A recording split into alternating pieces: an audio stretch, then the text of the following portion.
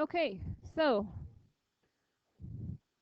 when we're dividing by long division, we have to ask ourselves a crucial question. How many times does 12 go into 27? We say 2, so we're going to take 12 times 2 and get 24. Divide or subtract, and we'll get 3. Bring down our 6, and how many times does 12 go into 36? 3 times. And when we are finished, we have no remainder, so we're done. Okay? Next one, 45 into 3,960. 45 goes into 39, doesn't, right? So how many times does 45 go into 3,900 or 396? 8. So when we do that, we're going to take 45 times 8, and we'll get 40. Carry our 4. 4 times 8 is 32, plus 4 is 36.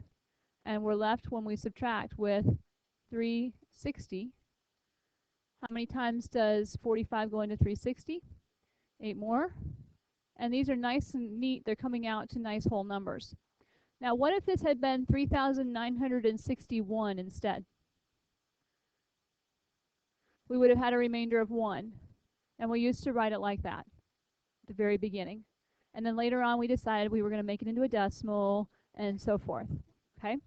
So that's a quick refresher on long division. What we're going to talk about today is long division of polynomials. So when we ask you to divide 2x cubed minus 5x squared plus x minus 8 by the x minus 3 factor, okay, or by x minus 3, we do the same thing. We write it out as 2x cubed minus 5x squared plus x minus 8, and it's being divided by x minus 3. So those same questions we asked ourselves when dividing with long division are asked when we're dividing with long division with polynomials. We ask ourselves, how many times what do I have to multiply x by in order to get 2x cubed?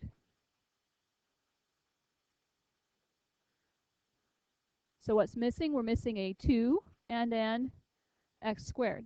So we're going to write 2x squared and then multiply both of those by it. So we'll get a 2x cubed and a minus 6x squared. So what was our next step in long division? Subtract. So we're going to make sure that we change the signs of both. Okay? Don't confuse yourself by not doing that. When we do that, the 2x cubes go away, which is by design. That's what we were after. And a negative 5x squared plus a positive 6x squared is going to get us x squared. Then we drop our next value, x squared plus x, just like we dropped our numbers before with the long division. We ask ourselves, what do I have to multiply x by to get x squared? X, a positive x. So x times x squared, negative 3 times x. And the next step is to subtract. So make sure you change both of your signs, like multiplying by a negative 1. So x squareds are gone. We get 4x, and we drop our 8. So what happens when we are trying to finish off? We ask ourselves, what do I have to multiply x by to get 4x? 4. A positive 4. So x times 4x is 4x. Negative 3 times a positive 4. And when we do this one more time, subtract, we're going to get a remainder this time, aren't we? Okay. We don't get to write r negative 20. Yes.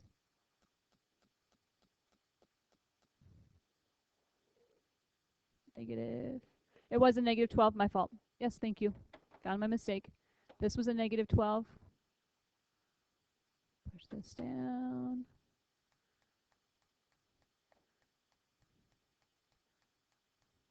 It's not recognizing an eraser. All right, so that was a negative 12, so it should be a positive 4. Okay. But we don't get to write it as remainder 4. What we write it as is 4 over x minus 3.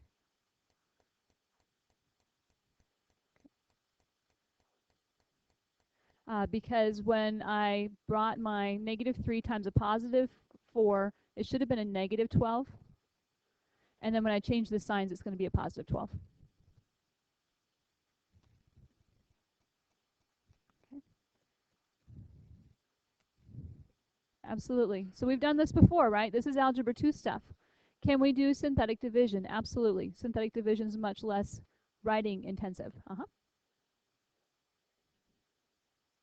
Absolutely. So synthetic division is coming up. So everybody's okay with this, right? Don't need to see another example.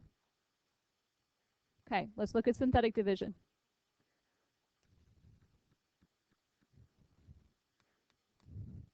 Let's do this one real quick, though. I just want to show you how to set it up.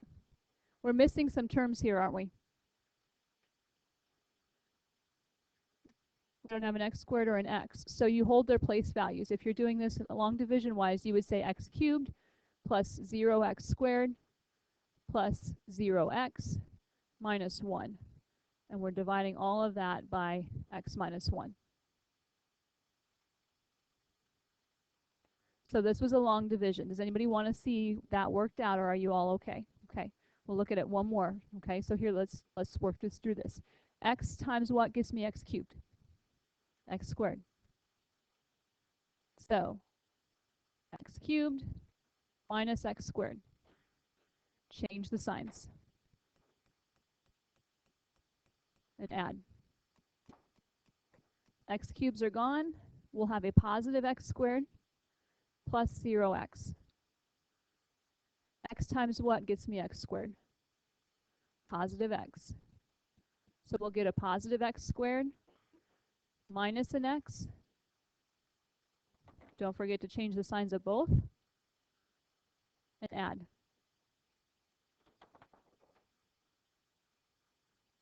Okay. Then we bring down our negative 1. And x times what gets us x? 1. Positive 1. So we'll get x minus 1. Change our signs. Add.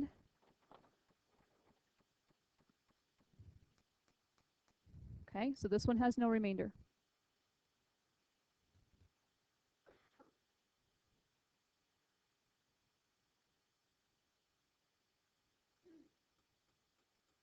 Or did I make a mistake? No. Why did I put a negative what? Negative here. So when I took the x times a positive 1, I got a positive x, and a negative 1 times a positive 1 gave me my negative 1. Okay. All right, so everybody's good with long division? Yes, sir.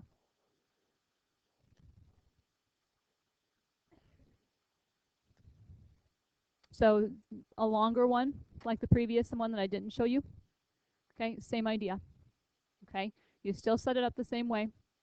We had a 2x to the 4th plus 4x cubed minus 5x squared plus 3x minus 2, dividing it all by x squared plus 2x minus 3. So I ask myself, what do I have to take x squared times in order to get 2x to the 4th? 2x squared. And it's the same process, but we would take this times 2x squared and this times 2x squared and the negative 3 times 2x squared minus 6x squared. Does not like to do that. It's a negative. Change the signs, add them down. Okay, same process even though there's more terms. Synthetic division cannot be done with something like this, an x squared or 3 terms. Has to have a linear factor. All right, so let's look at synthetic division, remind you how that works. So first of all, division algorithm is a way of saying that if we have 2 polynomials, a function and its divisor, and the degree of the divisor is less than or equal to the degree of the function, and that divisor is not equal to 0 because we can't divide by 0. There exist unique polynomials, and don't have to write all this down, just listen and it'll make sense. A of x and r of x, such that the function is the divisor times the quotient plus the remainder. Okay? All they're doing is formally presenting this, where r of x equals 0, or the degree of r is less than the degree of d. So we take a function, we divide it by another function, we get the quotient plus the remainder over the divisor. It's just a fancy formal way of saying what we just did. Okay? So don't write all this down. It's also in your textbook if you feel the need to copy it. So here's synthetic division. Synthetic division doesn't work with x squareds. Any powers higher than 1 has to be of the form x minus k. So x minus 2, x plus 5, x minus 17, x plus 4. Okay? And we're to divide 3x cubed minus x squared plus 2x minus 3 by the quantity x minus 2.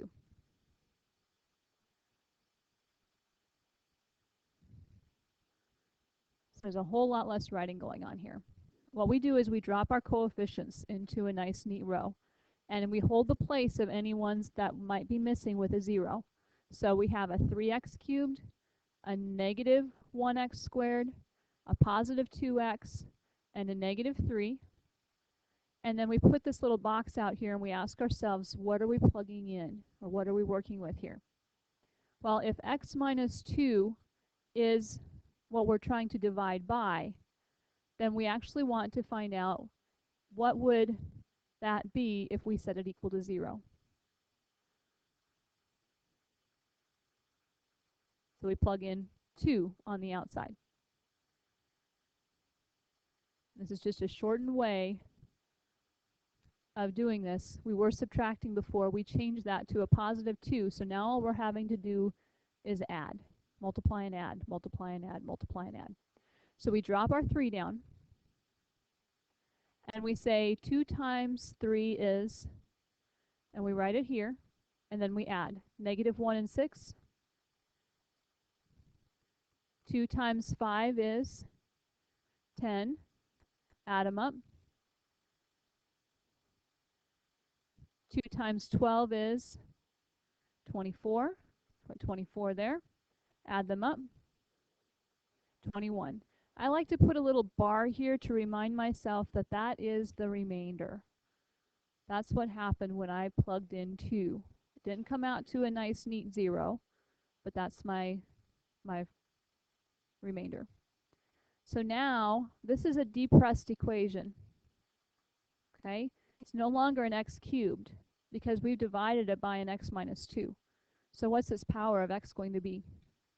X squared. So we have a 3x squared plus a 5x plus a 12 plus this 21 over what? Exactly. So this should be comfortable and familiar to you because you've done it in Algebra 2. Maybe a little rusty on it. That's what we're giving you practice on.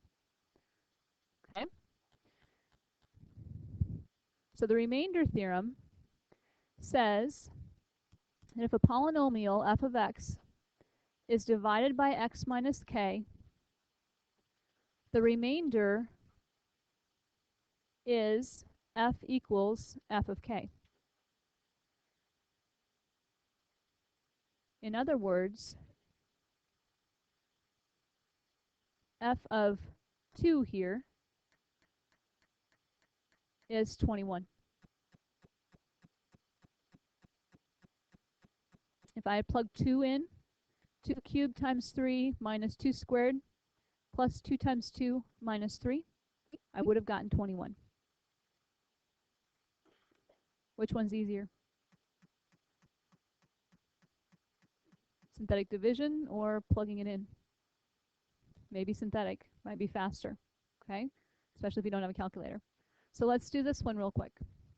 We have a 2x cubed minus an 8x squared minus 3x minus 9. We're dividing that by x plus 1. So I drop my coefficients.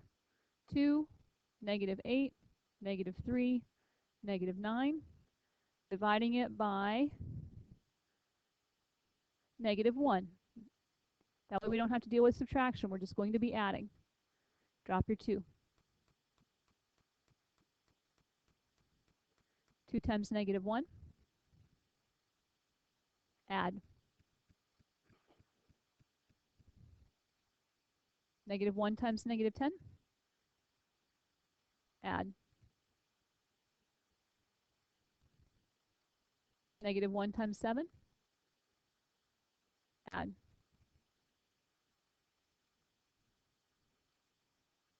That means that if f of x was 2x cubed minus 8x squared minus 3x minus 9, when you find f of 1, you're going to get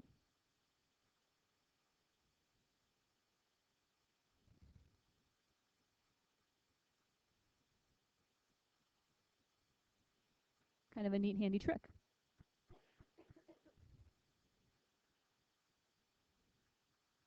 So the factor theorem says a polynomial has factors of x minus k if and only if f of k equals 0.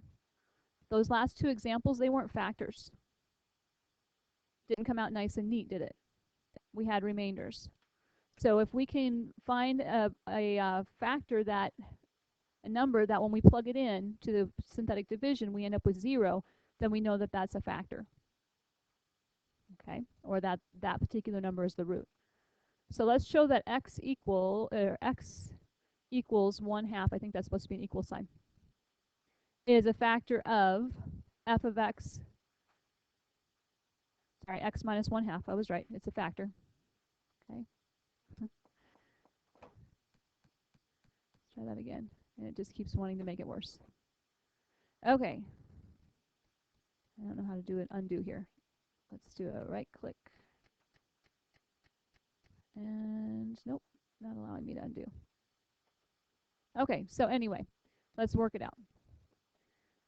We want to show this as a factor of this. So let's write 2, negative 15, 27, negative 10. And we didn't have to have any placeholders, right? Nice descending powers of x. And x minus 1/2 is supposed to be a factor. So what number do I put out in front? Positive 1/2. So dropping it down, we get a 2. 2 times 1/2. Add it. 1/2 of negative 14. Add. 1/2 of positive 20. Add. That was a factor. Okay.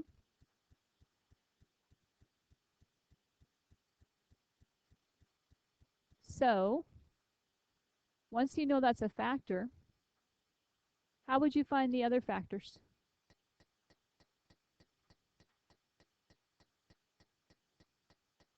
Could plug other numbers in, right?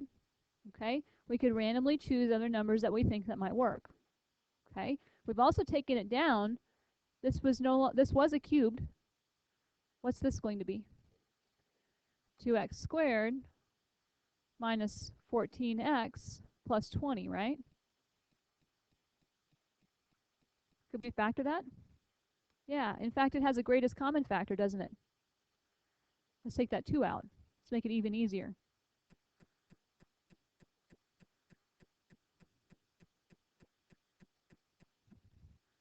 And now we have something we know how to handle. We'll need an x and an x. Factors of 10 that add to get a negative 7.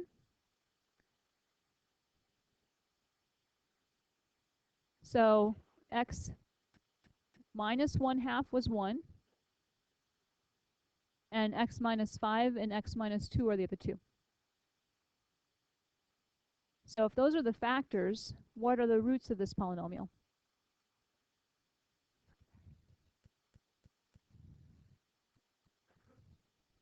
One half, 5 and 2 are the roots.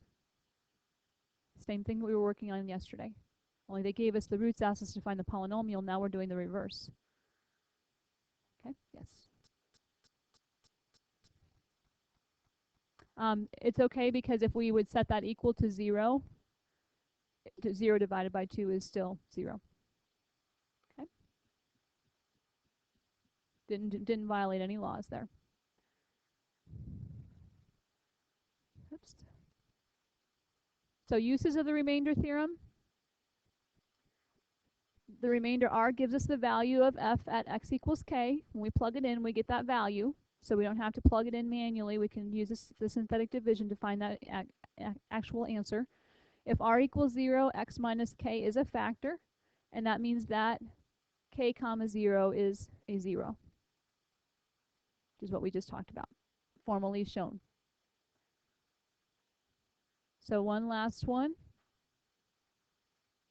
X to the fourth minus 4x cubed minus 15x squared plus 58x minus 40. They've given us two factors.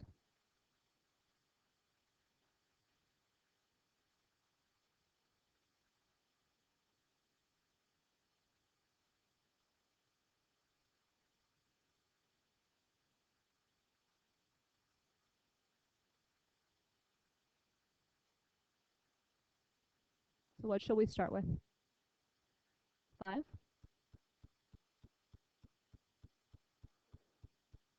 Drop it down. 5 times 1. Add. 5 times 1. Add. 5 times negative 10. Add. 5 times 8. Add.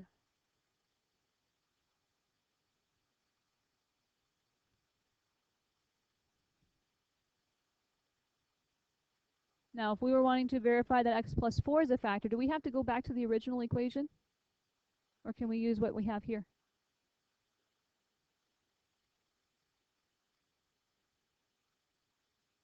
Yeah, use what we have here. Okay, so let's use this same thing, but now we're using what for our number out in front? Negative 4. Drop it. Multiply. Add. Multiply. Add. Multiply. Add.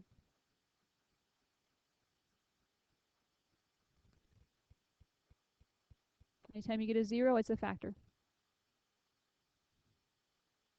So my factors are, so far, x minus 5 and x plus 4. And how would I find the other two?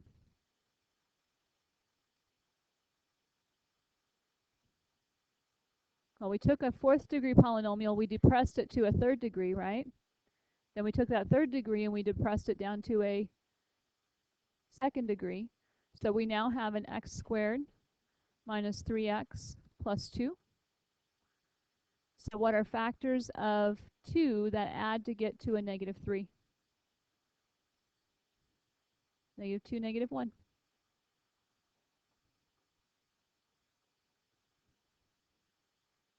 So the zeros?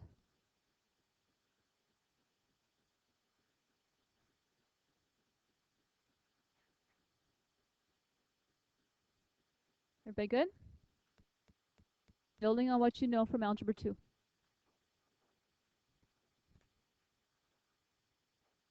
Section 2.3, page 144. I don't believe the quiz will be tomorrow. I think I'm going to give you a day in between. Okay? Let's start studying for your quiz. I don't have one made up. So.